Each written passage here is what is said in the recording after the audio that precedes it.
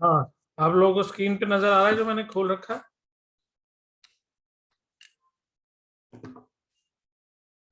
Yes.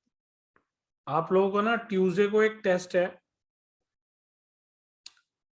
उसके अंदर 2 chapters का टेस्ट होगा। एक डेप्रिसिएशन और एक बिल्स ऑफ एक्सचेंज, दोनों का एक एक क्वेश्चन दूंगा मैं। ठीक है, और टेस्ट जो है सर वो, मेरे पेपर चल रहे हैं।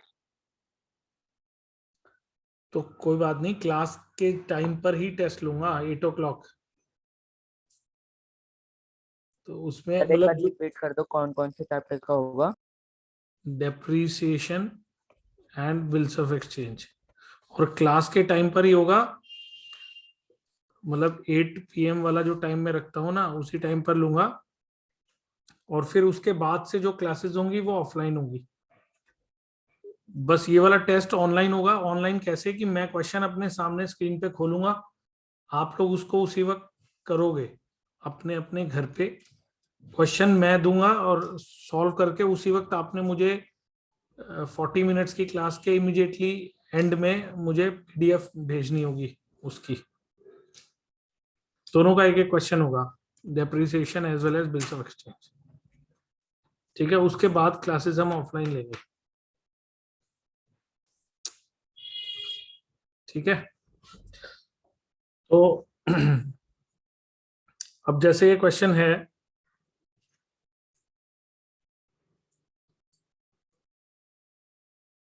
Question number 5, Sandeep received from Shankar N acceptance for 3000 on 1 September 2011। Sandeep received from Shankar N acceptance for 3000। अब इसमें 2 लोग हैं, संदीप और शंकर। पहले तो ये बताओ, who is drawer and who is ड्रॉई? Drawer कौन है और ड्रॉई कौन है?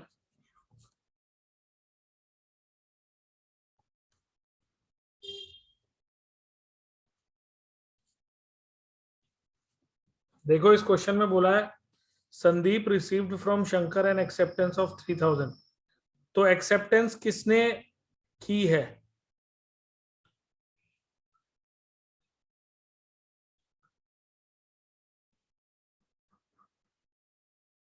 Sandeep receive from Shankar N acceptance for 3000। इसका मतलब शंकर ने एक्सेप्ट किया है कि मैं पैसे दूंगा संदीप को।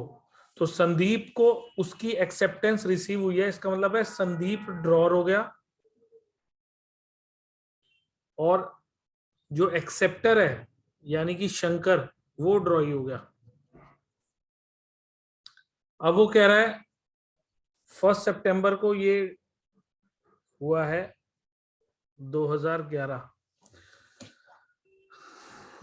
यानी कि संदीप के लिए वो एक बिल रिसीवल है टू शंकर 3000 और शंकर के लिए वो एक बिल्स पेबल है, यानी कि Sandeep to bills payable. Is it clear?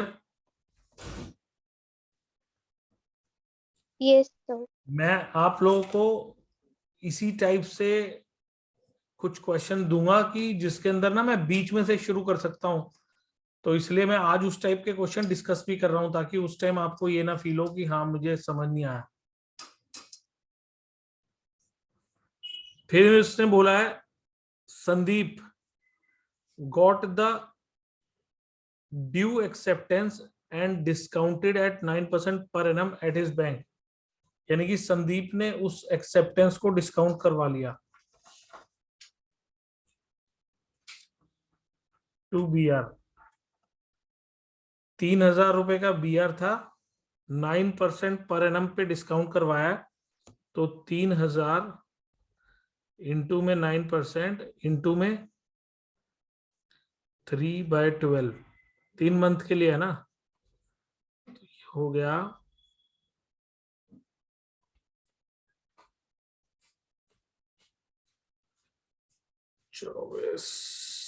67.5, यानी कि 68 रुपीज ले लेते हैं राउंड ऑफ करके 2932 2932 रुपीज हमें बैंक से रिसीव हो गए।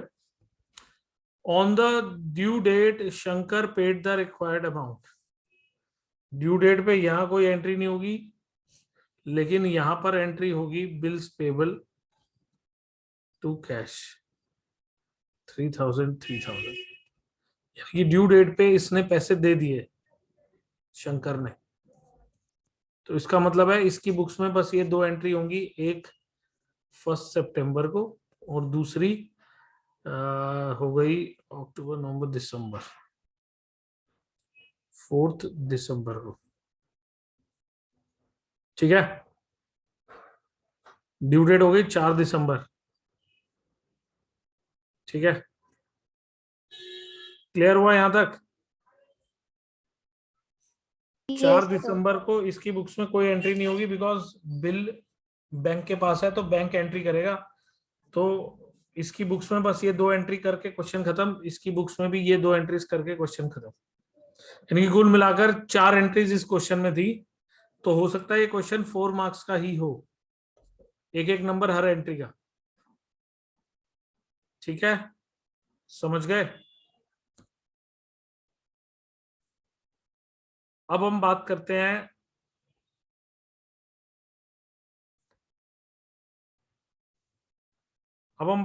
हैं question number 8। Sudarshan sold goods to Rajan for 2000। ये सुदर्शन की बुक्स और ये राजन की बुक्स। ठीक है, Sudarshan sold goods to Rajan for 2000। तो राजन टू सेल्स हो गई यहां पे एंट्री 2000 2000 2 है 3 है 2 है। ठीक है, और इधर हो गई purchase to Sudarshan 2000। Is it clear? ठीक है, Yes, sir. सर हाँ जी बोलो। आपकी वॉइस बहुत ज्यादा ब्रेक हो रही है। पता नहीं, मेरा नेट तो ठीक चल रहा है, बाकी लोगों को भी नहीं ब्रेक होके आ रही है। No, sir. नहीं सर। आप अपना एक बार नेट चेक कर लो, अगर बाई चांस फिर भी ब्रेक होती है तो मैं रिकॉर्डिंग तो सेंड करूंगा ही, आप उसमें देख लेना, क्योंकि मेरे एंड पे तो नेट सही चल रहा है। ठीक है, Rajan accepts to bill for 1000 each for 3 months. Hello, हाँ नमस्कार, मैं यहीं पे हूँ, ऑफिस में ही हूँ। हाँ 1 मिनट, ऑफिस के बाहर आ जाओ।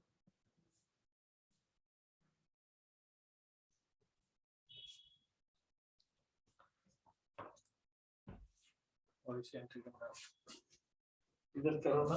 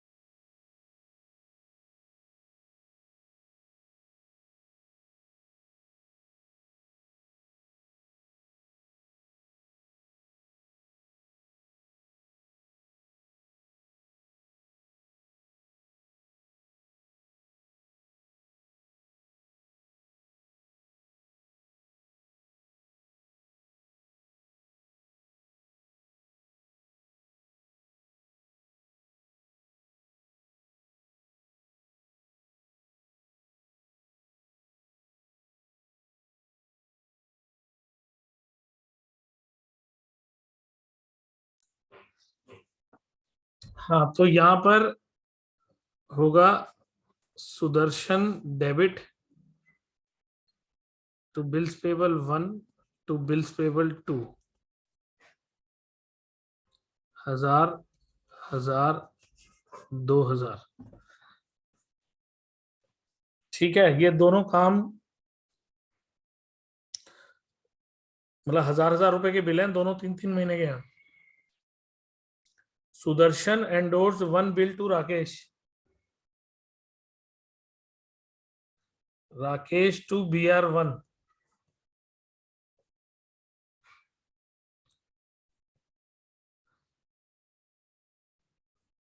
On the due date both bills are met. तो ड्यू डेट पे मतलब जो भी ड्यू डेट होगी, इस क्वेश्चन में हम ड्यू डेट लिख नहीं सकते क्योंकि इस क्वेश्चन में कहीं डेट दी नहीं हुई है। बस हम वैसे जो भी डेट होगी उस डेट पे मेरी बुक्स में एंट्री होगी cash account debit to BR2, क्योंकि एक बिल मेरे पास है, उसके पैसे मुझको मिलेंगे। और इधर एंट्री होगी bills payable 1 debit, bills payable 2 debit to cash, 1000, 1000 and 2000। Is it clear to everyone? भाई राजन ने तो दोनों बिल की पेमेंट की है, राजन ने दोनों बिल की पेमेंट की है। एक पेमेंट उसने राकेश को की है और एक पेमेंट मुझे की है। Is it clear? Yes. ठीक है, ये था आज का दूसरा क्वेश्चन। 9th क्वेश्चन देखते हैं। जैसा ये 9th क्वेश्चन है ना, that is very very you can say expected question, मतलब बहुत सारे टीचर्स का फेवरेट क्वेश्चन है ये, मतलब इस टाइप का question. A bill for 5000 is drawn bye B on C and accepted by C payable at his bank. Show what entries would be passed in the books of B in each of the following circumstances.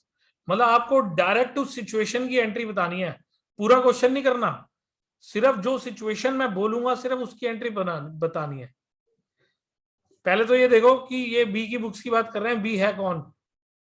A bill for 5000 is drawn by B on C, B ने bill बनाया C के ऊपर, तो B तो drawer हो गया ना, यानी कि ड्रॉर की बुक्स में बात हो रही है। ठीक है, तो मैं इसको आपको बता देता हूं कि आपको ऐसे क्वेश्चंस को कैसे प्रेजेंट करना है।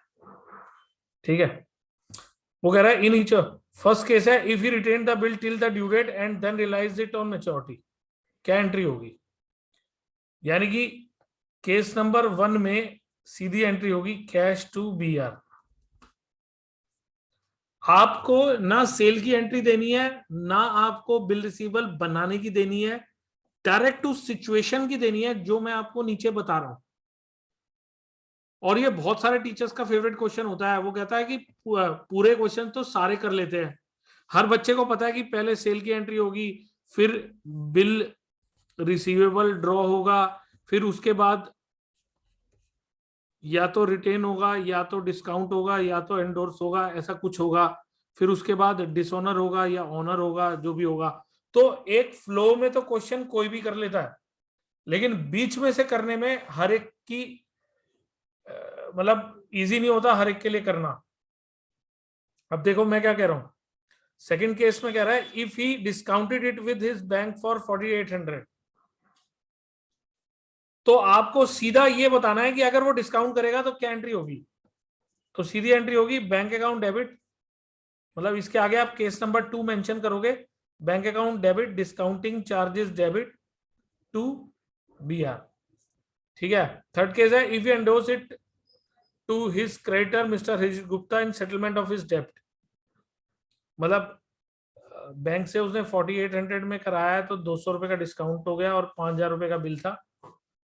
और अगर तीसरा केस है कि उसने वो किसी को एंडोर्स किया, किसको? हरीश गुप्ता को, तो यहाँ पे आ जाएगा Harish Gupta debit to BR 5000 5000। Is it clear to everyone? बस ये 3 एंट्रीज हैं, 3 केस हैं, बात खत्म। क्लियर हुआ? Yes, sir. Any question? Sir हाँ जी बोलो। सर लास्ट वाली एंट्री बता देना। देखो, अगर मैं किसी को एंडोर्स कर रहा हूं तो इसका मतलब है मैं एंडोर्सी को डेबिट करूंगा टू बी आर। एंडोर्सी इसलिए कि मेरी लाइबिलिटी खत्म। और मैंने आपको सिखाया है कि लाइबिलिटी क्रेडिट करने से बढ़ती है, डेबिट करने से खत्म होती है, मतलब माइनस होती है। तो एक तरह से मैं अपने एंडोर्सी का जो भी नाम है, मैं उसको अपनी बुक्स में से लाइबिलिटी को खत्म कर रहा हूं। तो मतलब माइनस कर रहा हूं, यानी कि डेबिट कर रहा हूं। तो आप ये सोचकर भी डेबिट कर सकते हो, या फिर ये भी सोच सकते हो डेबिट द रिसीवर। सिंपल सा लॉजिक है। बिल मैंने एंडोर्स किया, किसको? उसका नाम क्या है? हरीश गुप्ता। तो इसका मतलब है हरीश गुप्ता रिसीवर हो गया ना। हरीश गुप्ता डेबिट हो गया क्योंकि वो रिसीवर है, और क्रेडिट वर्ड गोज आउट, यानी कि बी आर जा रहा है मेरे पास से, तो टू बी आर। ये क्लियर हुआ? Yes sir. ये भी सोच सकते हो कि एक असेट जो है वो क्रेडिट होता है तो कम होता है। अब मैं अपने बी आर को दे रहा हूं तो मैं उसको अपनी बुक्स में से हटा रहा हूं ना, माइनस कर रहा हूं। तो यानी कि कुछ भी सोच सकते हो। अगर आप अकाउंट्स के रूल्स को सही तरीके से अप्लाई करो, चाहे मॉडर्न अप्रोच चाहे ट्रेडिशनल अप्रोच, आपकी एंट्री वही बनेगी जो मैं बना रहा हूं। कई लोग तो रट्टे ही मार लेते हैं एंट्रियों के, तो रट्टे भी मार सकते हैं, लेकिन रट्टे मारने वाला कभी ना कभी फंसता जरूर है, और समझने वाला हमेशा बच के निकल जाता है, क्योंकि उसका दिमाग हर वक्त उसके साथ होता है। तो आप लोगों को मॉडर्न या ट्रेडिशनल अप्रोच अपने दिमाग में हर वक्त रखनी है, क्या पता कब क्या काम आ जाए। ठीक है, क्लियर हुआ? Yes sir. तो अब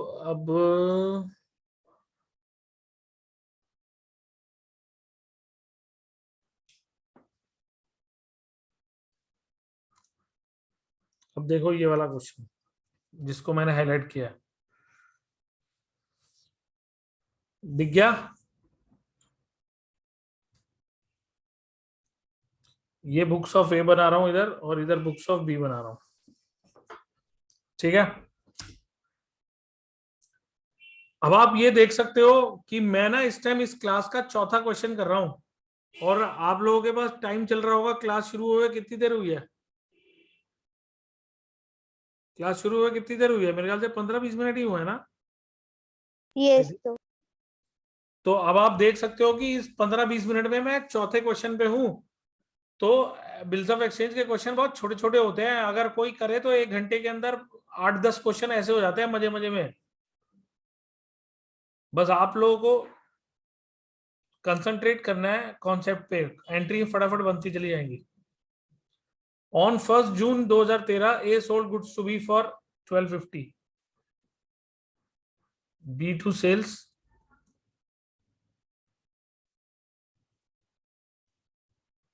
purchase to A.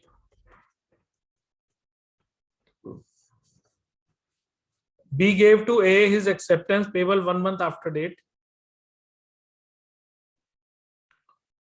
Before maturity, एक सेकंड पहले बिल बना लो। Bill receivable to be 1250 A to bills payable 1250। ठीक है, यहां तक सबको क्लियर है? अब Yes, उन्होंने sir. Before maturity B request A to renew it. अब ये जो लाइन मैंने लिख दी ना, B request A to renew it, इसका मतलब यह है कि सबसे पहले आपको डिसऑनर की एंट्री करनी पड़ेगी। डायरेक्ट रिन्यू नहीं कर सकते आप, पहले डिसऑनर की एंट्री होगी। रिन्यूअल बाद में होगा, पहले डिसऑनर होगा। समझ गए?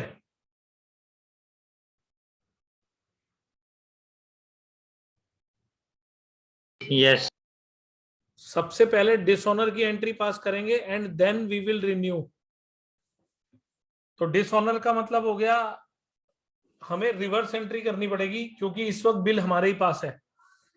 तो ये जो एंट्री आपको दिख रही है ना BR to B, इसकी रिवर्स एंट्री करूंगा मैं B to BR, जिसको मैं अपने शब्दों में बोलता हूं कि मैंने B को दोबारा से अपना डेटर बना लिया, क्योंकि मैं B को डेबिट कर रहा हूं अगेन, मतलब मैंने B को डेटर बना लिया। ये पहले B कैंसिल हो चुका था, वो अगेन मेरी बुक्स में डेटर के तौर पर आ गया और BR कैंसिल हो गया।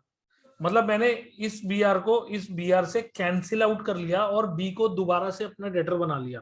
Is it clear to everyone? ठीक है।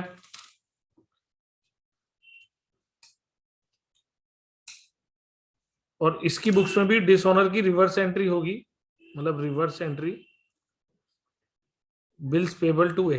अब आप देख सकते हो कि अगर ऊपर से क्वेश्चन चलता हुआ आ रहा है ना, ऊपर से एंट्री बनती हुई आ रही है ना, तो एंट्री बनानी आसान होती है।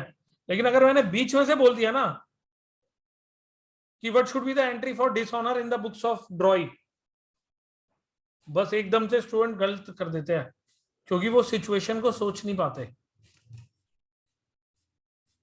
लेकिन ठीक है, अगर आपकी किस्मत अच्छी होगी तो टीचर आपको ऐसा ही क्वेश्चन देगा, एक प्रॉपर फुल फ्लैज क्वेश्चन जिसके अंदर शुरुआत सेल से होगी। तो स्टूडेंट कहता है पहले सेल की एंट्री, फिर बिल की एंट्री, फिर डिस्काउंट या एंडोर्स या जो भी केस होगा, और आगे चलता जाएगा। तो क्वेश्चन बहुत इजी हो जाता है। ठीक है, तो बिल डिसऑनर हो गया। अब वो कह रहा है B request A to renew it, which A does adding 10 to the new bill for interest। अब इस लाइन का मतलब क्या है? A ने उसकी बात मान ली मगर उसने नए बिल में 10 रुपए का इंटरेस्ट जोड़ दिया। अब ये वाली बात से ध्यान रखना कि बिल से पहले इंटरेस्ट की एंट्री भी करनी पड़ेगी। बहुत बच्चे यहाँ पे सीधा बिल बनाने की एंट्री कर देते हैं और इंटरेस्ट की अमाउंट जोड़ लेते हैं। तो टीचर बाद में कहता है इंटरेस्ट की एंट्री पहले दिखाओ तो सही, उसके बाद ही तो बिल बनेगा। ऐसे थोड़ी ना सीधा इंटरेस्ट का अमाउंट जोड़ दिया। First you have to due the interest and then renew the bill. अब स्टूडेंट कहेगा सर आपने कहा है क्वेश्चन के अंदर कि इंटरेस्ट ड्यू भी होगा पहले, तो ये तो अंडरस्टूड है, मैं थोड़ा ना कहूंगा। मैंने तो बस इतना कह दिया कि नया बिल इंटरेस्ट समेत बनेगा। अब इंटरेस्ट को ड्यू करने की ड्यूटी आपकी है, वो आप करोगे, मैं नहीं। ठीक है, इज इट क्लियर? सबको समझ में आ रहा है? Yes sir. फाइन। तो इंटरेस्ट ड्यू करने की एंट्री क्या होगी एक ही बुक्स में? Cash to interest. फिर वही गलती, B to interest। Cash to interest अगर हम करेंगे तो बिल के अंदर B to interest. Interest sir, B to interest. हाँ तो बस फिर 10 रुपए का इंटरेस्ट ड्यू होगा पहले और इधर होगा इंटरेस्ट टू ए 10 रुपए 10 रुपए। इसका मतलब है इंटरेस्ट की अमाउंट भी मेरी बुक्स में ड्यू कर दी गई, यानी कि मेरी बुक्स में ये दिखा दिया गया कि हमने बी से 10 रुपए और लेने हैं और 1250 तो पहले के लेने ही है, तो 1260 हो गए ना अब टोटल। अब नया बिल बनेगा, बिल बनने की वही एंट्री होगी BR to B 1260 और उधर बनेगी A to बिल्स पेबल 1260। अब आप इस बिल्स पेबल को बिल्स पेबल 2 लिख सकते हो और अगर चाहो तो, क्योंकि पहले वाले बिल का तो अकाउंट बंद कर चुके हैं हम, दोबारा नया बिल बना रहे हैं, तो हम उसे बिल रिसीवेबल 2 भी कह सकते हैं। और अगर खाली बिल रिसीवेबल भी लिख देंगे तो कोई फर्क नहीं पड़ता, पहले वाला BR का अकाउंट तो क्लोज हो चुका है। ठीक है, उसके बाद उसने लिखा है make necessary journal entries to record this transaction the books of A and B। इसका मतलब हमारा क्वेश्चन यही खत्म हो गया। इस सेकंड बिल का पैसा मिला कि नहीं मिला, ये क्वेश्चन ने कुछ नहीं कहा, तो आपने भी उसके बारे में कुछ नहीं सोचना। बस वही बात है, जितना पूछा जाए उतना जवाब देना है। उन्होंने क्वेश्चन में कहा कि रिन्यू कर दो, आपने कर दिया, उसका उन्होंने कहा बस दोनों की बुक्स में एंट्री दे दो। इसका मतलब है यहीं तक की एंट्रीज चाहिए हमें, इससे आगे की एंट्रीज मैं आपसे नहीं चाहता। चाहता होता तो मैं स्टोरी को आगे भी तो बढ़ाता। अगर मैंने स्टोरी को यहीं पे रोक दिया और कहा एंट्रीज दो, इसका मतलब है यहीं तक की एंट्रीज देंगे। Is it clear?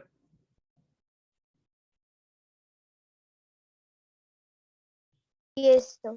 किसी के मन में किसी तरह का डाउट यहां तक? फाइन।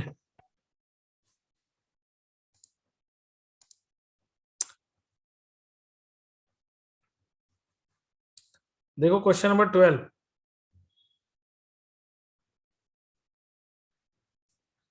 इस क्वेश्चन नंबर 12 में इन्होंने बोला है अब bills of exchange drawn on 1 July 2011 for 15,000 for 3 months was dishonoured on due date. क्या एंट्री होगी?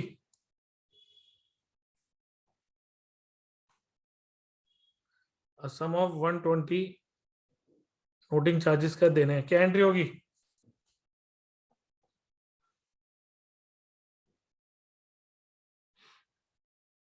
जल्दी बोलो।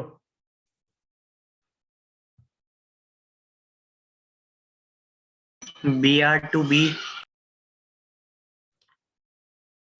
ये किसने बोला? दिव्यांश। Yes sir. मैंने जो हाईलाइट नहीं किया हुआ है उसको पढ़ना जरा। Find the amount of renewed bill. तो हमें एंट्री बनानी नहीं है। किसने कहा है कि एंट्री बनाओ? हमें तो सिर्फ अमाउंट मांगी है उसने। अब आप कहोगे सर आप ही ने तो कहा था कि एंट्री बताओ, तो मैं कहूंगा कुएं में कूद जाओ तो कूद जाओगे। क्वेश्चन तो पूरा पढ़ लो। मैंने जानबूझ के क्वेश्चन पूरा हाईलाइट नहीं किया कि मुझे सिर्फ, और वैसे भी इसके अंदर आपने मुझे बोला BR2B। अब मैं आपसे एक सवाल पूछता हूँ, इस क्वेश्चन के अंदर बी कहां से आया? इस क्वेश्चन में कहीं कह रखा है कि कौन सी दो पार्टीज हैं, क्या नाम है उनके? कोई बात बोली है ऐसी? No sir.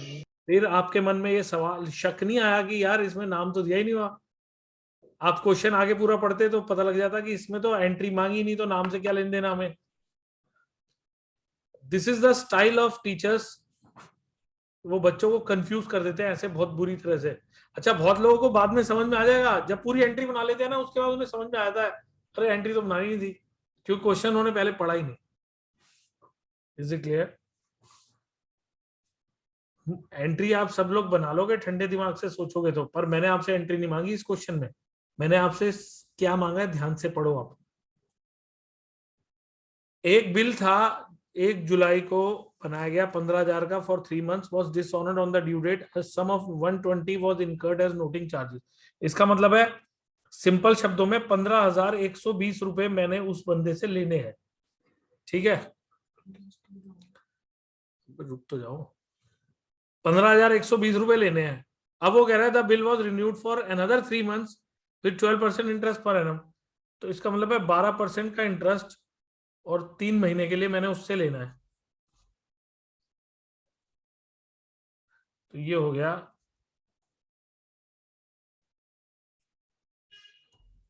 454 रुपीज का इंटरेस्ट हो गया जो मैंने उससे लेना है। तो इसका मतलब हो गया 15,120 प्लस 454,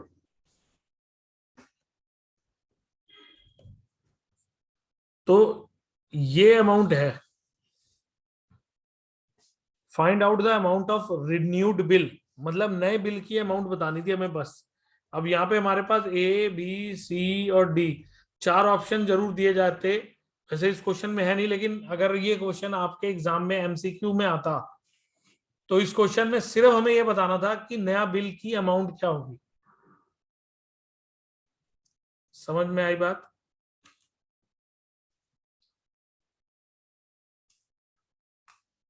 क्लियर हुआ?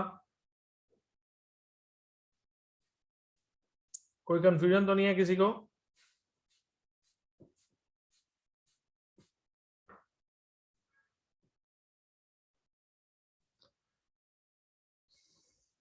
थर्टीन भी ऐसा ही है। 14 देखो, A sold goods to B, मैंने लास्ट लाइन पहले पढ़ लिया, give journal entry in the books of A. बहुत बच्चे पता क्या करते हैं, ए और बी दोनों की बुक्स बना लेते हैं, उसके बाद पढ़ते हैं अरे बनानी तो सिर्फ एक ही थी, बी की खामखा की मेहनत हो गई। फिर स्टूडेंट अपने आप को समझाता है चल कोई बात नहीं एक्स्ट्रा ही तो बनाई है, काट देता हूं। अरे टाइम नहीं बर्बाद होता, काट तो आप दोगे, पेपर छूटेगा तो वो 10 नंबर, अगर 10 नंबर का पेपर छूट गया इसके चक्कर में, तो इसका मतलब आपको ये गलती 10 नंबर का कॉस्ट कर रही है। तो सबसे पहले क्वेश्चन पढ़ लिया करो ढंग से कि मांगा क्या है, और जो क्वेश्चन मांगा है उसी क्वेश्चन को मतलब उतना ही आपने देना है। तो इन्होंने सिर्फ एक ही बुक्स मांगी है, A sold goods to B on 1 September 2013 for 1600, B to sale 1600, B immediately accepted a bill 3-month bill, BR to B,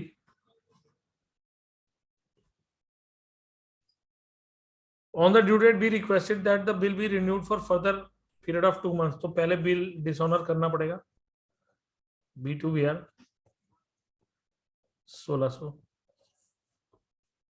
ये डिसऑनर हो गया। फिर वो कह रहा है A agreed provided interest at 9% was paid immediately in cash. Divyansh अब आएगी आपकी वाली बात जो आप हर बार बोल देते हो ना, cash to B cash to interest, समझ रहे हो?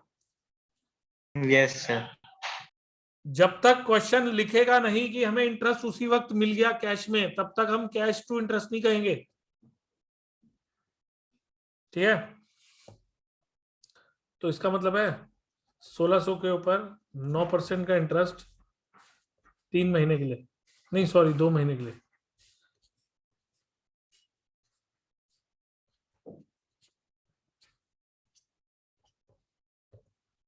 ₹24 का इंटरेस्ट आ गया।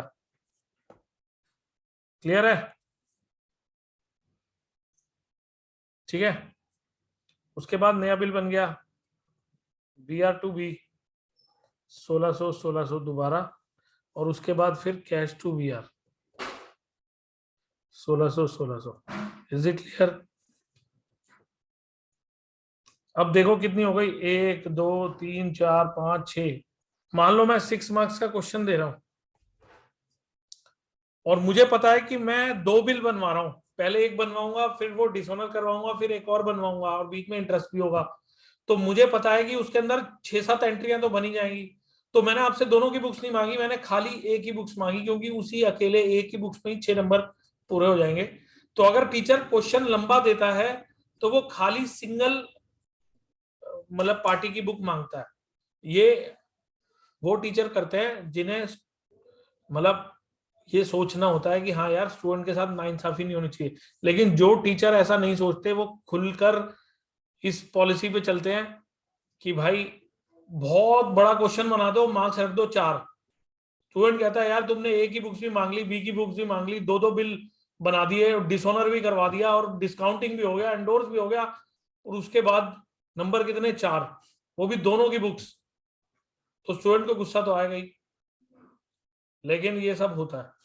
तो बात यह है कि जिसके स्कूल का टीचर समझदार होगा वो कहेगा कि अगर मैं एक क्वेश्चन में दोनों की बुक्स मांग रहा हूं तो क्वेश्चन भी कम से कम 10 मार्क्स का तो दूंगा ही, कम से कम। अगर 6 मार्क्स ए की बुक्स के होंगे तो 4 मार्क्स बी की बुक्स के भी होंगे, क्योंकि बी की बुक्स में हमेशा कम एंट्री बनती है, ए में ज्यादा बनती है। ठीक है, क्लियर हुआ? समझ में आया? Yes sir. सर रिजॉइन करना है? नहीं, मैं अभी बोलने ही वाला था कि अब आप लोग थोड़े से टीएस के क्वेश्चंस अपने आप से कर लो, और अगर आपको अनसॉल्व करने में दिक्कत हो रही है तो सॉल्व्ड एग्जांपल्स कर लो। बट मैंने आपके ज्वाइन करने से पहले शायद बोला था कि ट्यूसडे को एक टेस्ट लूंगा मैं, depreciation plus bills of exchange का, ऑनलाइन क्लास के अंदर ही। मतलब मैं क्वेश्चन अपनी डेप्रिसिएशन तो आएगा ही नहीं। अरे मैं दे रहा हूं ना, एक क्वेश्चन दूंगा तो रिवाइज तो कराना है मुझे, 12th का भी तो दिमाग में रख के चलना है कि 12th के अंदर चीजें भूल ना जाओ, पता लगे कि करे हुए 6 महीने हो गए, तो 12th में मैं कुछ पूछूं आपको, सर मुझे तो याद ही नहीं है, मुझे क्या पता था 12th में यूज आएगा, तो मैं ढंग से करता। ये सब जवाब ना सर मैं, वो तो रिवाइज हो जाएगा ना बाद में, वही टर्म 2 में करना आएगा डेप्रिसिएशन। फिर भी जो मैं कह रहा हूं वो मान लो, उसके फायदे होंगे। बहुत दिन नहीं हुए डेप्रिसिएशन को करे हुए, कोई इतना टेढ़ा मेढ़ा क्वेश्चन नहीं देने वाला, नॉर्मल क्वेश्चन होगा। ठीक है। और सर रेक्टिफिकेशन ऑफ एरर भी स्टार्ट करवा हाँ देना, बस वो अगली क्लास ट्यूसडे, ऑनलाइन में करवा देना या फिर सर। नहीं नहीं नहीं, ऑफलाइन होगी। मैं आज इंस्टीट्यूट को फाइनली सफाई करके बिल्कुल रेडी कर दूंगा। ट्यूसडे को टेस्ट होगा और उसके इमीडिएटली उस दिन मैं आपको बता दूंगा कि अगली क्लास का टाइम ये है, इंस्टीट्यूट में क्लास होगी वो। ठीक है। सर कितने दिन में खत्म होएगा, कितनी क्लास में? रेक्टिफिकेशन 1 से 2 क्लास का चैप्टर है, अगर ढंग से समझ में आ गया तो। कुछ भी नहीं है वो, it is a matter of 2 classes only. Sir मेरा नेक्स्ट मंडे हुआ है पेपर। नेक्स्ट मंडे, हाँ तो कोई बात नहीं। ट्यूसडे को टेस्ट लेके मैं अगले हमारे पास 5 दिन होंगे ना, तो मैं उसके बीच में 2-3 क्लासें रख लूंगा और फटाफट हो जाएगा। कोशिश करता हूँ, देखता हूँ, अगर अगर दिमाग में आया तो मैं